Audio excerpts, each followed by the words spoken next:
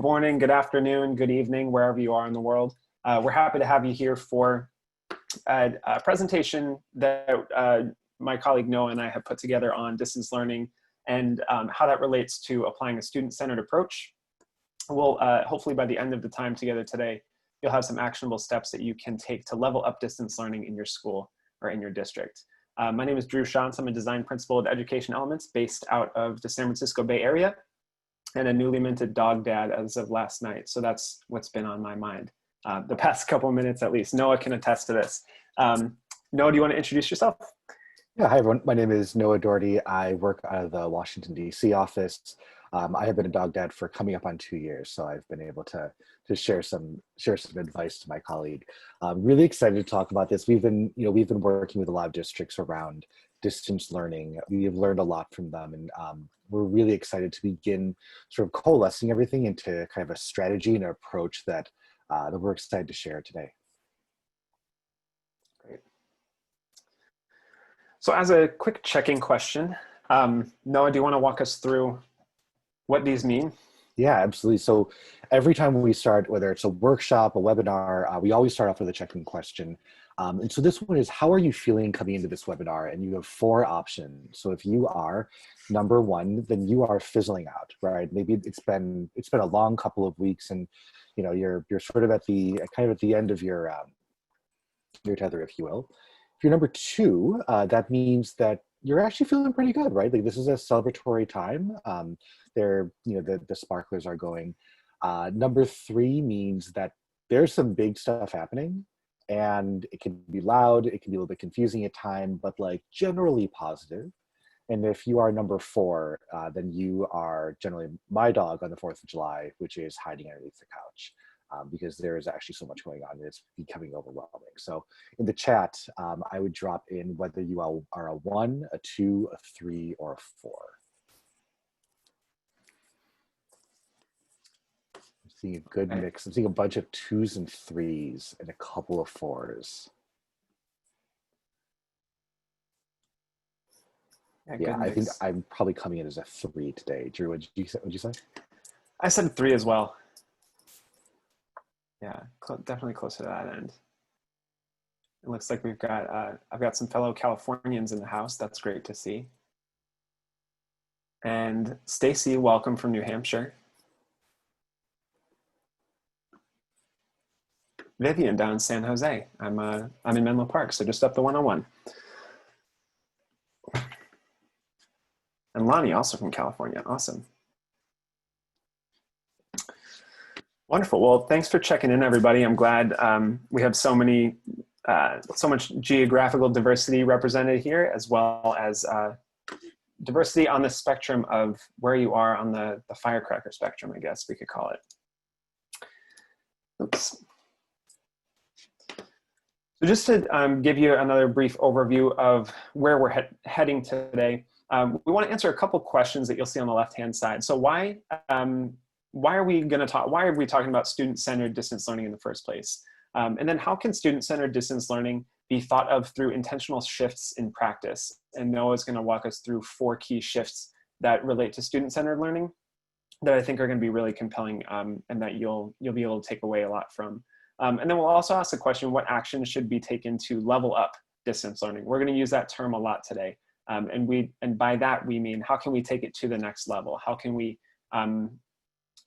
add another ingredient? How can we spice it up so that we can make it even more effective for the teachers and students that we work with? Noah, anything else to add? All right. Well, let's chat. Noah, I'm curious, what does distance learning mean to you when you hear those 2 words? It's funny, I think we've had a lot of conversations around like, what is the right term to use, right? Because I think we're hearing people use the term distance learning, we're hearing that people use the term remote learning. Like, what are the other ones, Drew, that we hear? Virtual learning, e-learning, distributed learning, distributed learning. You add a word in before learning and we've probably heard it. Really, what we're not hearing is like brick and mortar learning. Except for brick and mortar learning, exactly. I think, and remind me if when we had this conversation earlier, was this a district in Alaska that that their sort of approach around this, I think, was one of the reasons why we found this term so compelling?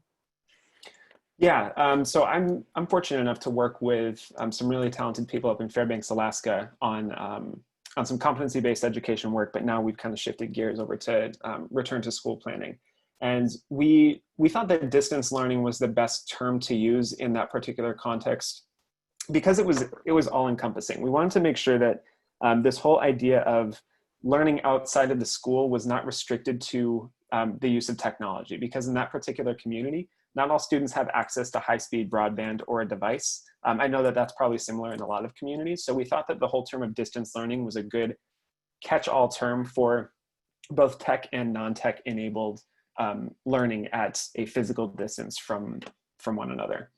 Are you hearing similar things in the districts you're working with, Noah?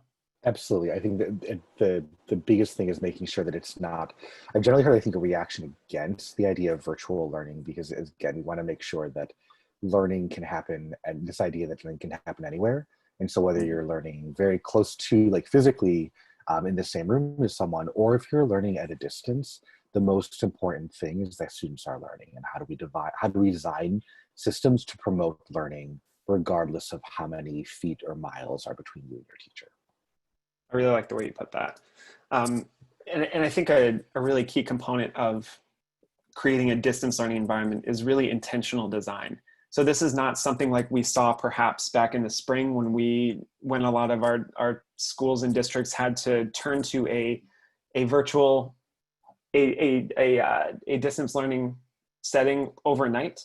In many respects, that I don't want to speak for everybody, but I don't think that was necessarily as well thought out as it could be, just because we had such a short amount of time to put that all together.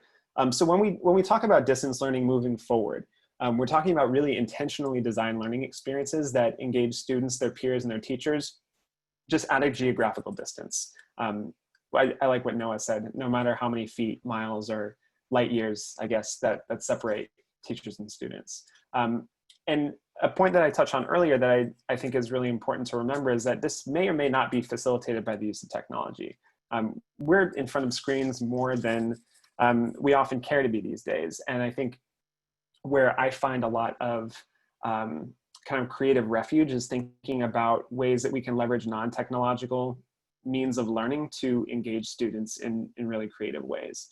And it occurs in synchronous and asynchronous formats. So that's like a live session, like if you're here with us right now, or if you're watching afterwards, that would be considered asynchronous. And like we talked about a little bit earlier, it's known by other terms, but for the purposes of today's discussion, we're going to speak to distance learning. We're going to use the term distance learning. So we mentioned this whole idea of leveling distance learning up. And there's a couple reasons why we need to think about this and put some really intentional thought behind it. Whether we like it or not, distance learning to some degree or another is here to stay. Regardless of whether we go back to brick and mortar school in the fall or even fall of 2022, there's probably going to be a higher degree of distance learning as a part of the overall student experience. And we have to be ready for that. Implementation at this stage, when we're kind of just gearing up for the second go around of what distance learning can look like, has to be really intentional, because when we're intentional about creating these experiences, we minimize the opportunities to recreate inequitable systems. What this whole pandemic and virtual or distance learning shift has taught a lot of us is that the way that school has been working for so long has not been working for a lot of students in a number of different ways. So we really have an opportunity here to hit the reset button to some degree and think about what are some intentional and equitable ways that we can deliver distance learning to students and really maximize that experience to give them something as close to that magical in-person experience as possible. Obviously, we can't recreate that, but we can certainly leverage our creativity and the technology that we have in front of us, or not technology, to make those experiences happen. So Noah, I want to pose another question to you. The other half of our chat today is around student-centeredness. So what does that particular term mean to you? Yeah. When I think about student-centered, I think about it as sort of the opposite of teacher-directed. And I think when we think about our most sort of traditional, lesson structures or sort of really just like I kind of approach to learning, oftentimes we think about it in terms of how the teacher is directing learning, how the teacher is setting learning standards or objectives. I think that student-centered is really sort of a different approach to, at a very high level, sort of like a different approach, right? And I know, Drew, we've talked a lot about like how student-centered sort of aligns with personalized learning, which is what we're probably best known for.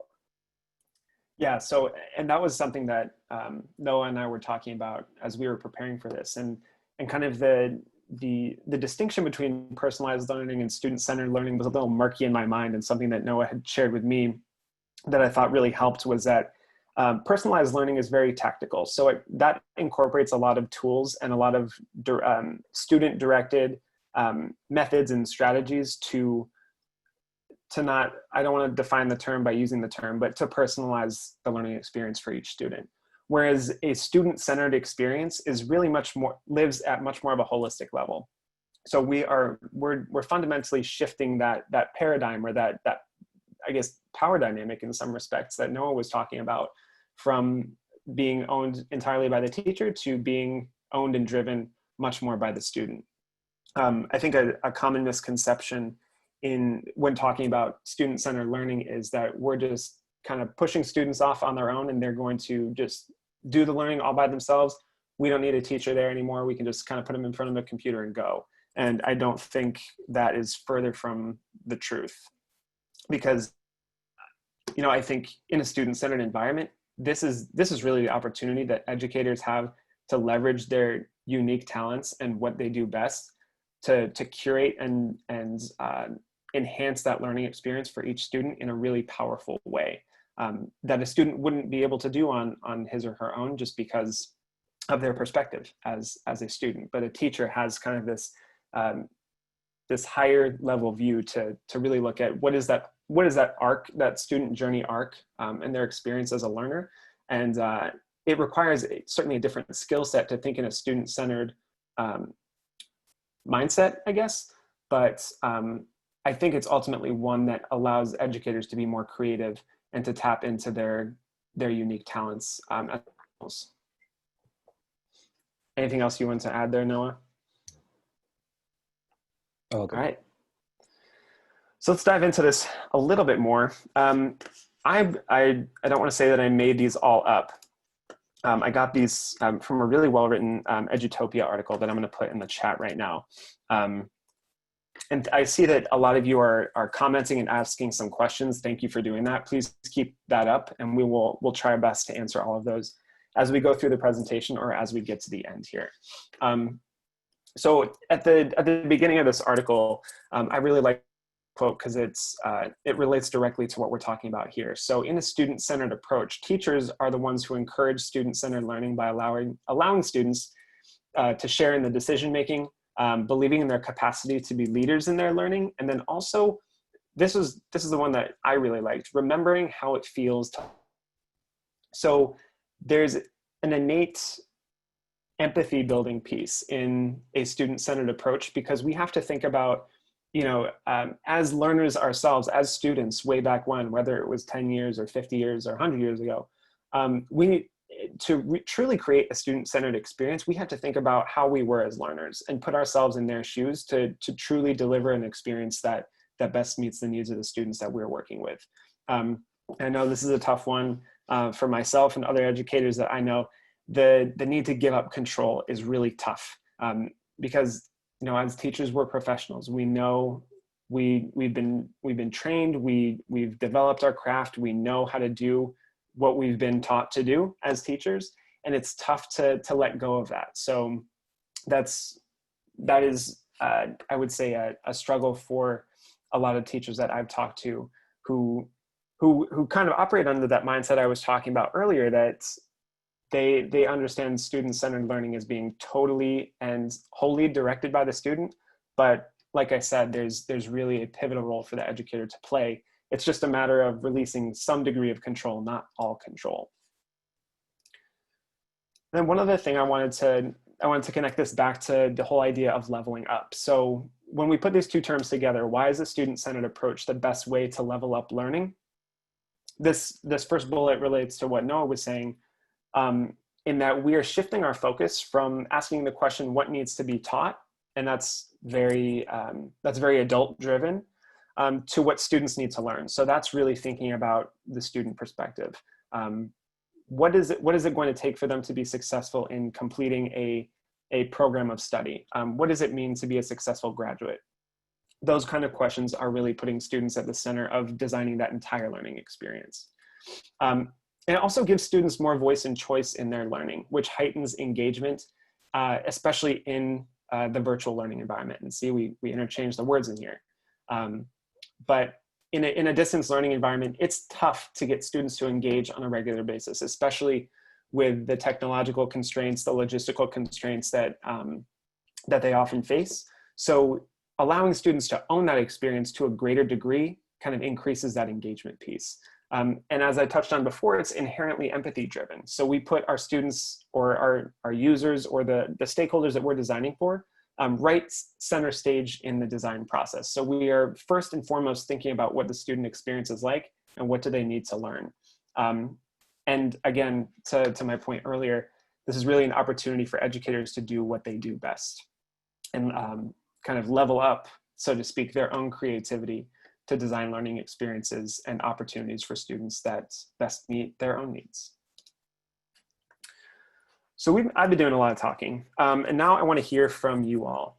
In the chat, if you could please share with me, share with Noah and I, what are you doing already to level up student-centered distance learning in your school or district? So what are some best practices that you have leveraged over the past couple months? What are some practices that you're excited to try in the coming months as it relates to student-centered learning and student-centered distance learning in particular?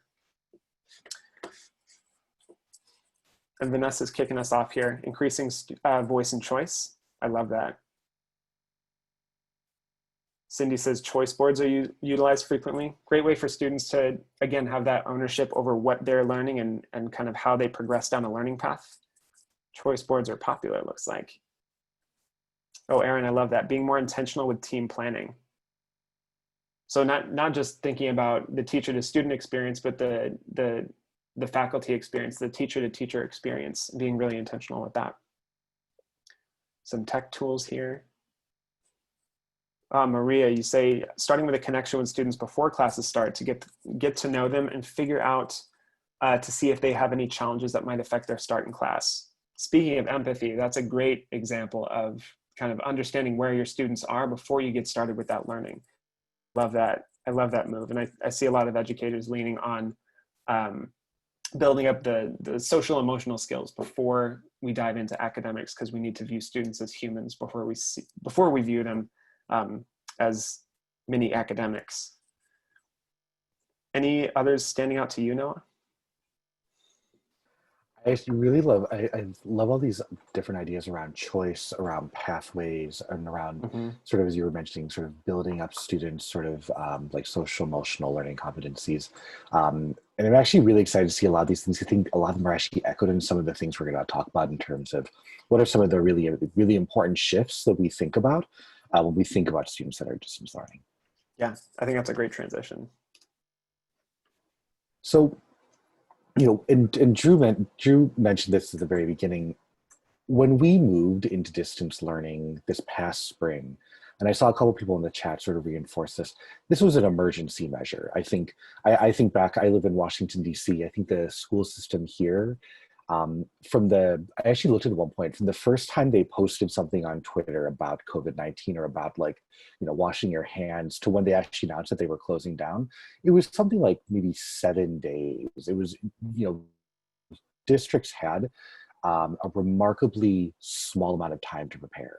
And in that hectic environment, we saw a lot of teachers really step up and do some pretty amazing things. One of the challenges we have noticed across many, many districts is that while we saw some really great examples of this, we also saw a lot of inconsistent experiences. You know, in a lot of our return planning with districts, we hold a lot of focus groups. And one of the things I hear most consistently from parents who have more than one child is that their children had very different distance learning experiences, even though they were in the same school district. And a lot of that has to do with the fact that there just wasn't as much intentionality or as planning as we could do because it was so fast. And so the question we kind of pose on the next slide is really this question of, you know, there are amazing things that we as educators know are really important and really work in every single classroom. And the question we're asking ourselves is, how do we make sure that those same practices can work in a distance environment? How can we make sure that those same things that we as educators know are core to ensuring that students learn? How can those happen if students are in front of us or if students are further away from us? And so we share 4 different shifts, and these are larger shifts that have to do with our larger approach to student-centered distance learning. And we talk about this larger approach because, you know, we're going to actually share some very tactical checklists towards the end of this, but we can't just approach distance learning as a checklist, as something to do. We also have to shift our approach to learning. And we believe there are 4 ways of doing that. One, really, where we keep equity front of mind in how we approach student-centered distance learning. Another is taking advantage of the flexibility that comes with distance learning and really leaning into that in a lot of different ways. Third is promoting choice as much as possible, because we know there are a lot of very real benefits for students when we do that. And third is really being intentional with our actions, really thinking about this as the actions that we're taking to really make sure that we're meeting the needs of our students. So the first one, equity, you know, we named it. Equity really requires us to deeply understand our students so that we can really provide them with supports that they need. And we would suggest that when we think about equity, we want to think about it in 3 different ways. So traditionally, when educators have thought about equity, we think about it in terms of support. I think about the very traditional image of 3 individuals, different heights, trying to look at a baseball game over a fence, and you give them different number of boxes to stand on. And that's one aspect of it, right? Like, how do we make sure that every student is getting the amount and form of support that they need to be successful? But we also want to make sure that as we're actually creating this new system of student-centered distance learning, we want to make sure that this is a system that is designed to do that, right? Like, oftentimes we're coming up against systems that treat all students the exact same way, and we're trying to add an additional amounts of support that in a system that's not really designed to do that. So if we're designing a brand new system, how can we be really, really intentional about making sure that that system is meant to really support every single student? And the third thing that's really important for us to think about when we think about equity is ourselves, right? We need to really deeply understand our students to make sure that we're giving them the support that they need. And that requires us to do work on ourselves to make sure that we've unpacked our own biases, the assumptions that we make about our students that we realize we're making or that we are not, or that we don't realize that we're making. Because doing that hard work is really critical to us really understanding the needs of our students and really connecting with them and building the kind of relationships that are going to really empower them in school. So equity is one important shift. Another important shift is flexibility. We really believe that we need to increase the amount of flexibility we see in our instructional models, in our classroom design, in how we allow students to demonstrate mastery. And one of the best examples we've seen working with schools is flexibility in scheduling. So the slide actually shows 4 different ways that schools have been thinking about how they can schedule distance learning. And I'm not going to go too deep into each of them, but each of them focuses on different things. We have one model in that bottom right-hand corner that actually organized all of their synchronous learning opportunities in small groups and showed these existing guided reading and small math groups. We had another one that really wanted to make sure that they were just focusing on advisory time in the morning and then providing office hours after that. We have other schools that want to make sure they're trying to simulating the regular school day as much as possible. And this is not to say that any one of these is a good or a bad option. It's saying that we should embrace the kind of flexibility that comes with distance learning and really lean into it and really make sure that we're being flexible so that we are in fact meeting the needs of our students. This is in terms of our schedules, of our instructional design, and in our demonstration of mastery.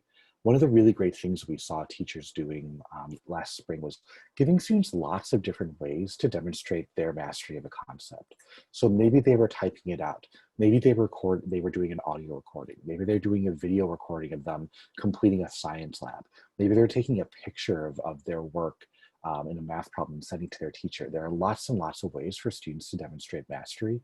We've heard from educators for a really long time that we want to move away from just using multiple choice questions to assess mastery. And this is a really ideal opportunity to lean into that. The third shift that we talk about is around choice. And there was this, there's a study that we reference a lot that really helps to name some of the positive outcomes we see when we give students more choice. So in this study, students were given choice in homework. They were allowed to choose like which homework. Really, I think it was something very simple. I believe it was something simple like a worksheet. I could be wrong on that, but they were given some amount of choice in their homework. And in addition to students reporting higher levels of intrinsic motivation to complete that homework, feeling more competent when they completed it, they also actually also performed better on their unit tests because they had that choice. And we actually saw that in addition to leading to more motivation, to leading to them to feel like they were able to do really well and improving outcomes, we actually just saw homework rates increase, right? And so we think about something like homework as, homework is often not the most important academic activity that students are engaging with, if you think about all the different things that happen in class. And this is actually a great example of where using something like choice has so many benefits in this with something as simple as homework. And so we think about all the different places where we can actually provide students with more choice. And I want to name that choice doesn't mean, this is not unlimited choice, right? It's not choose whatever you want to learn, whenever you want to learn it. This is saying something like, hey, if you're going to practice identifying main idea, here are 3 different texts that you can use to practice that. Choose which one is most interesting to you. Here are 3 problem sets, right? Depending on, if you choose this one, it's going to focus mostly on this. If you choose this one, it's going to focus mostly on this. Choose the way that you demonstrate mastery for this science lab. Do you want to videotape yourself doing it? Do you want to write out the process and what you learn from it? Like give students options in how they demonstrate mastery, how they go about practicing material. And it can really not just increase their motivation, but it can actually increase like their performance in that. And then the final shift that we talk about is really around intentionality. We're probably best known for our work around personalized learning. And we recognize that the way we've been talking about personalized learning is sort of as like a proper noun, right? And we've really begun to name that kind of language suggests that personalized learning is something fixed, like either we're doing it or we're not doing it. And we really encourage people to really think of personalized learning more as a verb, as a set of actions. It's more dynamic, right? And it's less of a thing that we're checking off, and it's less of a thing that either we're doing or we're not doing. It's the intentional actions we take towards the goal of making sure that we're really meeting every student's need. And so this is definitely like sort of a larger kind of how we approach learning type of thing, but it's an important shift to make to really maximize the benefit of some of the more tactical suggestions that we're going to share later on. So that was a lot of me talking. We shared 4 different really important shifts that we think are important in this environment. In the chat, we would love to know which one of these resonates the most with you, and why does it resonate with you? So is it this sense of, is equity what really resonates to you, and why does that resonate more than others? Or is it flexibility, or is choice something that you're really sort of, your mind is kind of chewing on right now, or maybe it's that intentionality.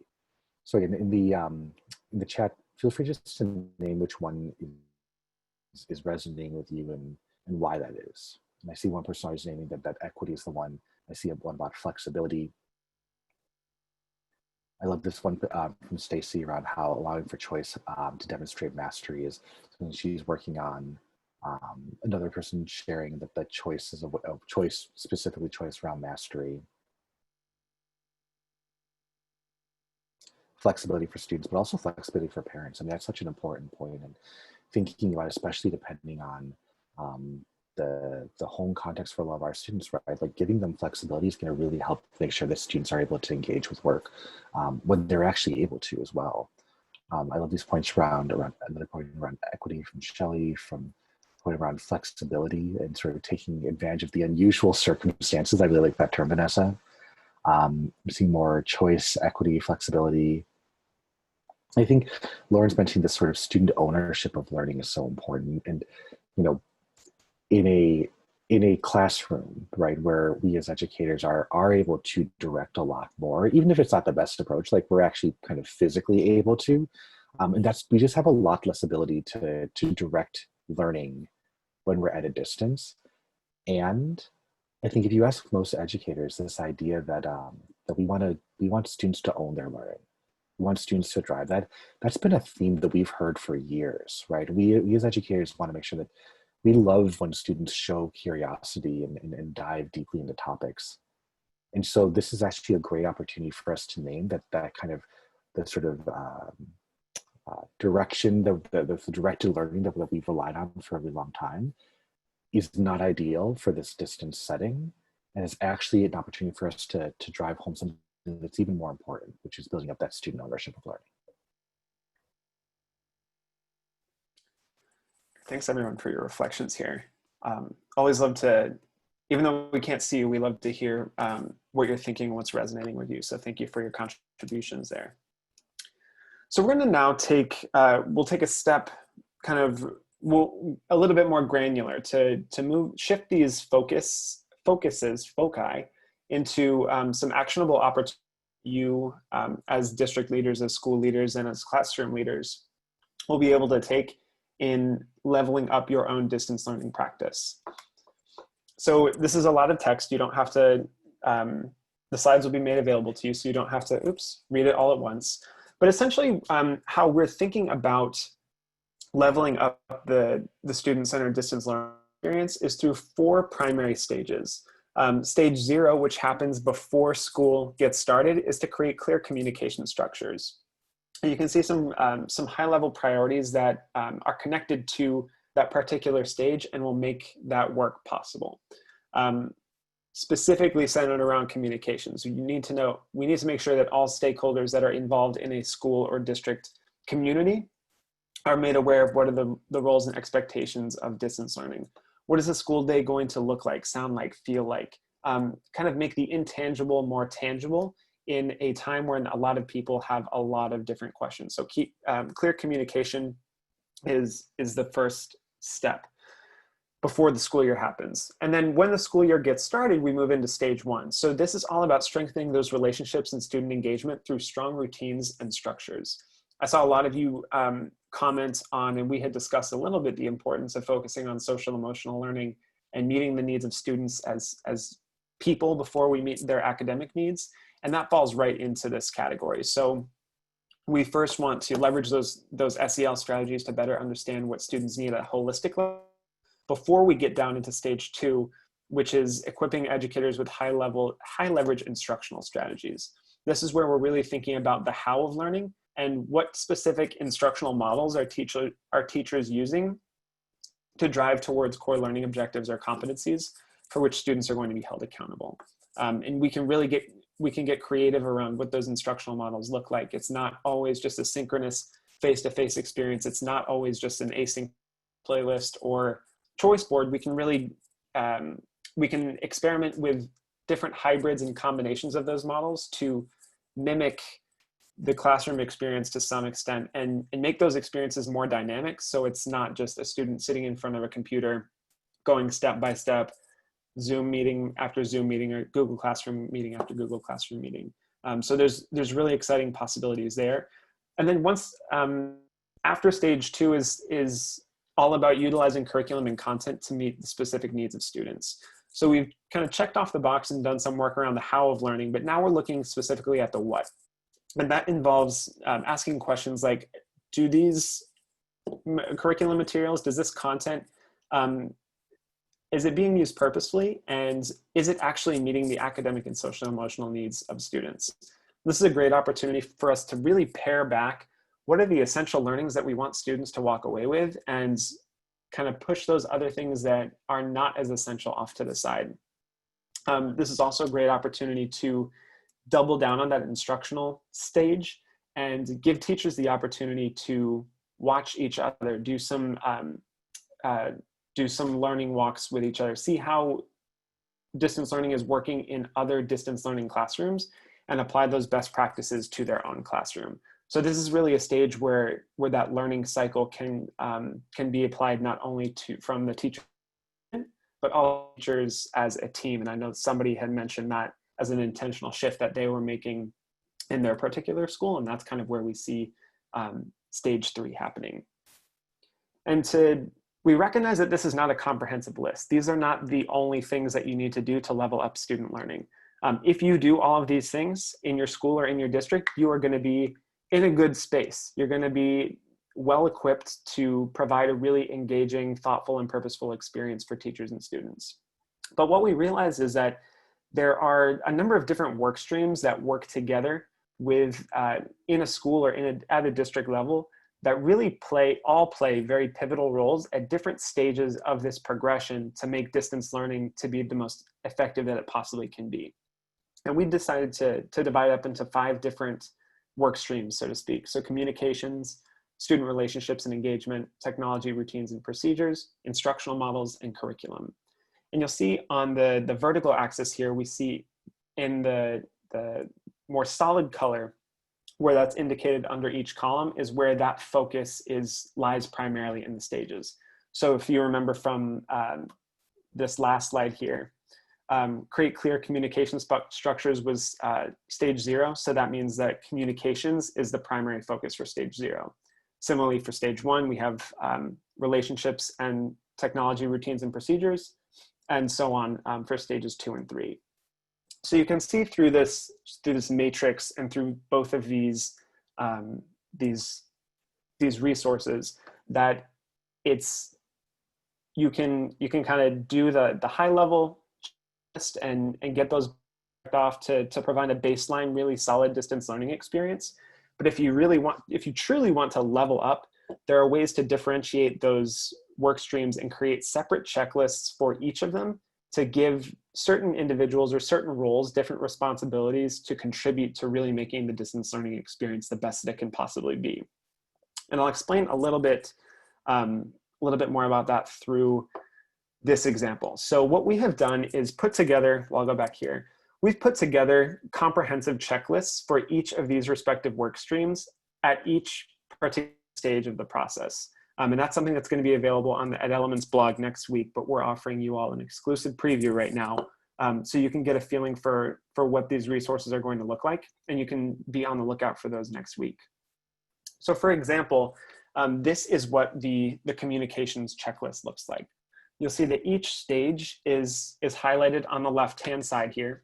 And then there are a set of probably 4 to 8 particular actions for each of those stages that allow the communications work to be done with high degree of fidelity in that stage. There's a lot of different levels here, but the idea is that they all connect to each other. So all of this communications work in stage 0 is going right along with the instruction work, with the student relationships work, all across that row. Everything's working together to level up the learning experience at a school or district-wide level. Noah, am I explaining that correctly? Yeah, absolutely. And again, what we wanted to name is that while we think communications is the most important in stage 0, right, making sure that we're in contact with all of our families, with all of our students, setting up those systems that we'll use throughout the entire year, while it's most important in stage 0, there are still important things to do in stages 1, 2, and 3 after that. And so each one names, there's work that happens in each one.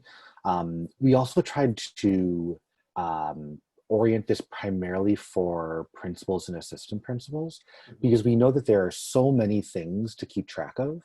There's so many things going on, and sometimes you just need to know that they happen. And there are other times when you really need to like kind of dive in and be really involved in the process. And so we hope similarly that this helps principals be able to notice all the things they need to notice, while also devoting the majority of their attention to a couple of things, or to a couple of things at each stage. And the other thing that we'll come out with next week as well is a teacher checklist that aligns to these priorities. So you can think about this in terms of, you know, what is, when we say things like school teams, we mean like either, you know, the admin team and instructional, you know, coaches team, whoever that is.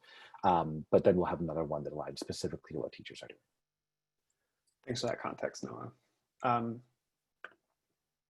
So this, again, is a breakdown of what that communications list might look like. And we're sharing this one with you in particular because it is kind of the highest leverage checklist out there. Again, you don't need to copy all of this down. It's going to be made available next week in the publication of these checklists, and you'll have access to the slide deck afterwards as well. So you'll see that as we go through, each of the stages are represented with different levels of actions that need to be taken. And as we progress down towards stage 3, we're kind of getting deeper and deeper into the high quality levels that will ensure a high fidelity learning experience. So 4 whole stages. Again, stage 0 is the one that is designed to happen before the school year starts. And for communications in particular, that one is really pre-school year heavy because so many people have so many questions about what school is going to look like. So again, this is what the checklist will look like, and you can stay tuned for when they are released next week on our blog at edelements.com/blog. It's going to be a great resource for, like Noah said, particularly school leaders, principals, assistant principals, on, you know, handing, you know, essentially could hand these checklists out to a respective team lead and say, here are the things that we need to do to make sure that distance learning is carried out to the highest degree possible. So we wanted to make this very actionable. We wanted to make it very user-friendly and primarily geared towards building leaders to look at these first and then determine which are the things that they want to focus on. That was a lot of content. We recognize that we talked at you a lot, but hopefully what we were able to share with you was high leverage information and worthwhile to your planning process as we get ready for school and for leveling up distance learning. As we check out today and we just share some additional resources that Ed Elements has for you, would love to just hear in the chat, what are your biggest takeaways from today? What are you walking away with? What's the one piece of information that's really sticking with you? We'd love to hear what your thoughts are in the chat. And Renee kicked us off with flexibility. Absolutely, got to stay flexible, especially these days. Yes, be on the lookout for those checklists next week, Aaron.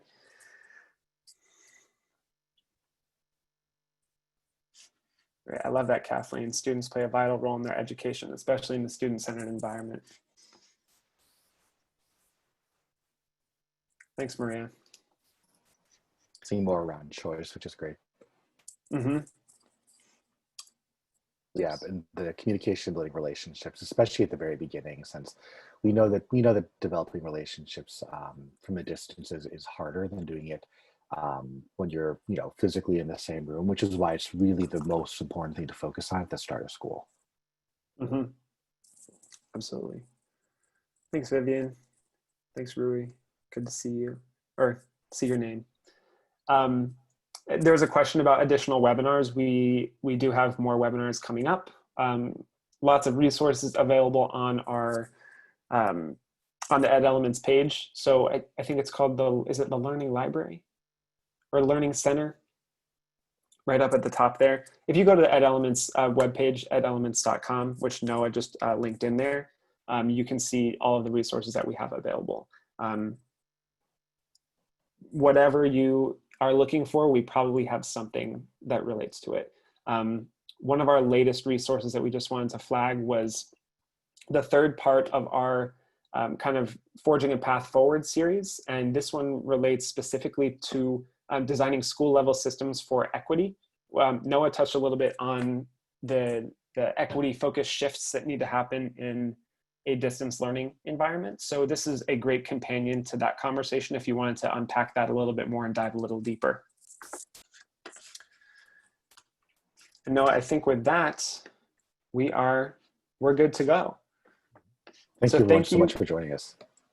Thanks everyone. We appreciate your time, and we hope to see you at a future webinar.